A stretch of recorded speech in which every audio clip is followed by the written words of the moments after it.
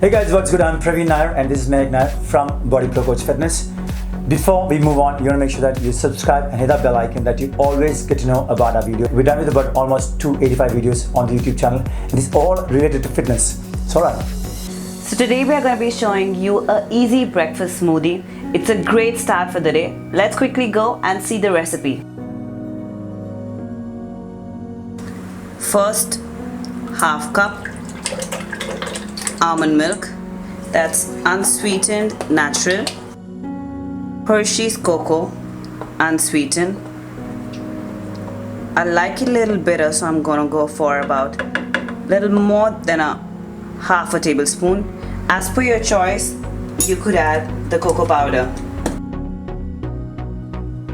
Next, 1 small cup water, some ice cubes, stevia powder, optional.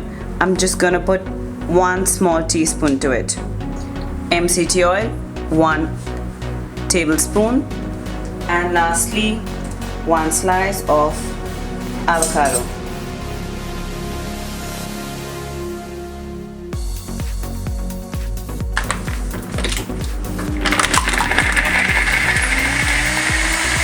And our keto avocado chocolate smoothie is ready.